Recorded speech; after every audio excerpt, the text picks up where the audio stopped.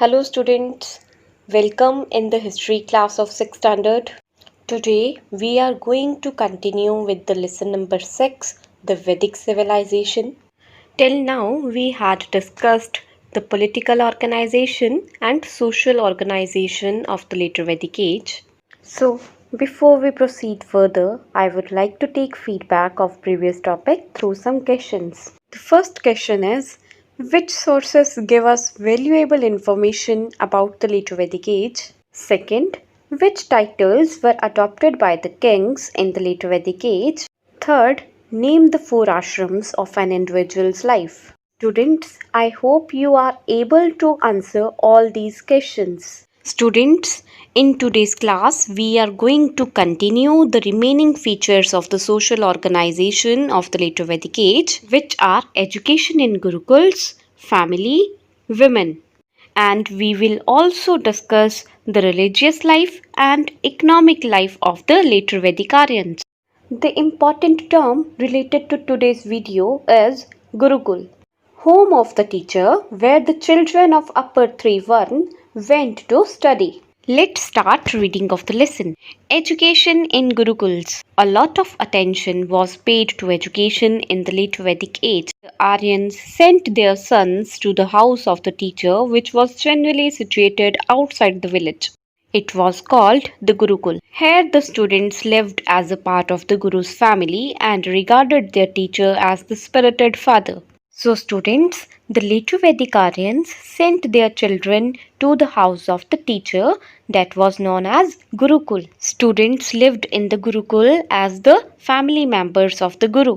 In the Gurukul, a student was expected to obey all the commands of his teacher. His day began early in the morning. He recited his prayers and helped the Guru in his household jobs. Students used to wake up early in the morning and sang their prayers. They also helped their teacher in his household activities.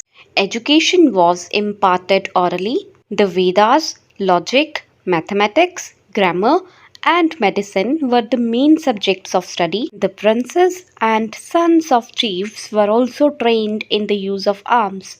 All students were considered equal. Imparted means conveyed. Arms means weapons. Teacher conveyed his teachings orally to the students. Main subjects of study were the Vedas, logic, mathematics, grammar, and medicine. The training of weapons were given to the Kshatriya. The Guru did not charge any fee from the students. At the end of education, the students paid Guru Dakshina or fee to the Guru according to their capacity. Generally, a cow was given as Guru Dakshina. At the end of the education, students paid Guru Dakshina to their Guru according to their ability.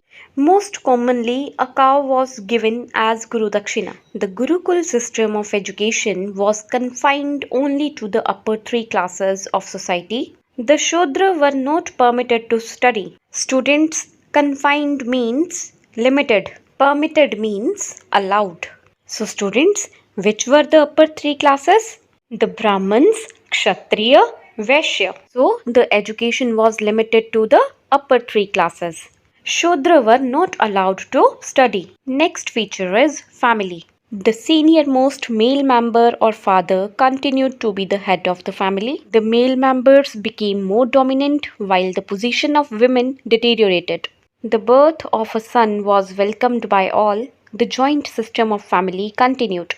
Dominant means superior. Deteriorated means declined. As the early Vedic age, the father or the senior most male member of the family was the head of the family. Still, people lived in joint families. Male member became superior. More preference was given to male child instead of girl child. The birth of girl did not welcomed at that time. So, the status of women was declined in the later Vedic age. Next feature is women. The position of women declined in the post-Vedic period. They could no longer attend the religious ceremonies with their respective husband or attend the meetings of the Samiti. Women were not allowed to inherit property. All their belongings now belonged to their father, husband, son or sons. The birth of a daughter was now regarded as a source of misery. Inherit means take over.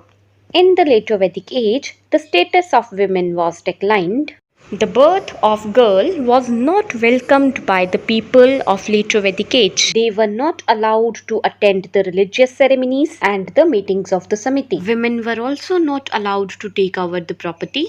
Polygamy was prevalent in the upper classes. Some women of the upper classes received education and participated in philosophical debates. Polygamy means having one wife at a time. But even in the later Vedic age, some women of upper classes received education. The Rigvedic modes of dress, ornaments, food, and entertainment continued in the later Vedic age. Playing and listening to music, both vocal and instrumental, was a new form of entertainment introduced. Dress and ornaments were same as the early Vedic age. Playing musical instrument and listening to music were new forms of entertainment. Now let's read the next feature of the later Vedic age, that is religious life. The gods of the Rigvedic age now lost their importance and were looked upon only as destroyers of demons. New gods came to be worshipped. A new feature was the trinity of gods, Brahma as the creator, Vishnu as the preserver, and Shiv as the destroyer of the universe. Demons means devils. The Rigvedic gods like Surya, Agni, Indra, etc. lost their importance. In the later Vedic age, people started worshipping the new gods, Brahma, Vishnu, and Shiv, known as the Trinity. Brahma was considered as the creator of the world, Vishnu as the protector of the world, and Shiv as the destroyer or who could end the world. The importance of the Brahmins increased further. They were regarded as the intermediary between gods and men. Through their sacrifices, they conveyed the wishes of the worshippers to the gods. Sacrifices increased in number and became more elaborate. Religious ceremonies and rituals became very complicated, expensive, and necessary to be performed by every householder. Several ceremonies lasted for many days. So, students, intermediary means middleman, conveyed means forwarded, elaborate means detailed, rituals means customs, necessary means compulsory. So, students, Brahmins were considered as the middleman between the gods and men. They forwarded the wishes of the people to the gods through their sacrifices. So, the number of sacrifices increased and became more detailed. Religious ceremonies and customs became very tough, expensive, and compulsory to be performed by every resident. Religion also became philosophical. The doctrines of Punarjanam, Karma, and Moksha began to rule the minds of people. The doctrine of Punarjanam states that only the body is mortal, the soul is immortal. After death, the soul passes in another body and again into another till it becomes free from imperfections and mingles with the universal soul. So, students, mortal means perishable. Immortal means non-perishable. Imperfections means defect. Mingles means mix. So students, in the later Vedic age, three philosophies came into existence. The doctrine of Punarjanam means rebirth, the doctrine of Karma, and the doctrine of Moksha, which means Mukti. According to the doctrine of Punarjanam, the body is perishable and the soul is non-perishable. As one changes its clothes, the soul changes its body again and again. When the soul becomes free from the defects, then it mixes with the universal soul, that is God. The doctrine of karma states that all actions, whether good or bad, bear their fruits and souls have to be born again and again to reap the fruits of their deeds of previous lives. So, one should always strive to do good deeds. Deeds means karma. So, students, karma means what goes around comes around. So, keep your circle positive, speak good words, think good thoughts, do good deeds. The doctrine of moksha states that a time comes when the soul is liberated from the cycles of births and deaths and migrates into the universal soul. A man should therefore always keep the ideal of moksha in his mind and strive for it throughout his life. Liberated means free. So, when the soul becomes free from the cycle of births and deaths and mixes with the universal soul, then it attained moksha, that is, mukti.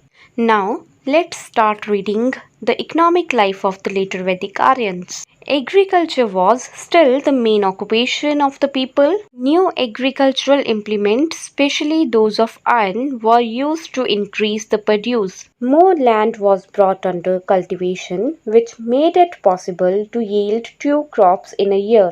So, students, same as the early Vedic age, the main occupation of the later Vedic Aryans was agriculture. With the introduction of iron, the new agricultural tools were used to cultivate the fields. More land was used for agriculture, and later Vedic Aryans started cultivate 2 crops in a year.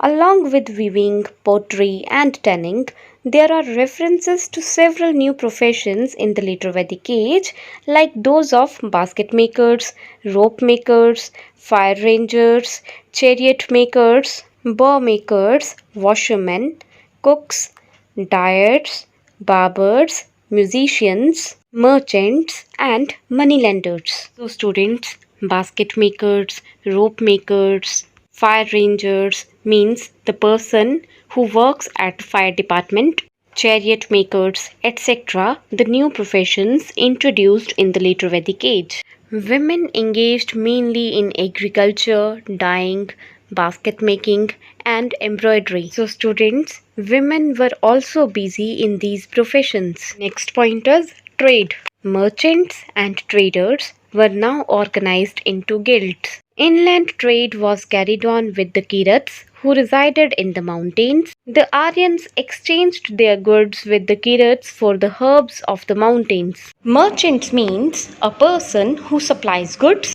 Traders means a person who buys and sells goods.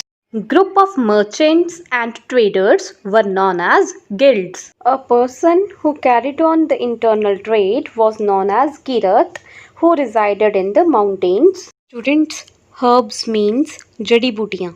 The Aryans gave the things to the Kirats what they wanted and took herbs of the mountains from them. Barter system was the medium of trade as regular use of coin had not started yet. So students, barter system means exchange of goods. We have already read about this. So this was the medium of exchange during the later Vedic period. The Vedic age ended around 600 BC with the formation of large territorial units called Janpads. We are still indebted to the Aryans for their rich cultural heritage, sense of spirituality and philosophy, and the vast range of literature produced in that age. So students, the Vedic period was declined around 600 BC with the origin of small kingdoms known as Janpads. Now students, what is the legacy of the Aryans? Students, even today we follow the religion of Aryans. Aryans gave us the literature like 4 Vedas, 2 epics. Even we also follow the spirituality and the philosophy of the Aryans. So students, I hope this lesson is clear to you. Now students, your homework is reread this lesson and solve the exercise number 6 long answer type questions and exercise number 7 see and answer with the help of this video.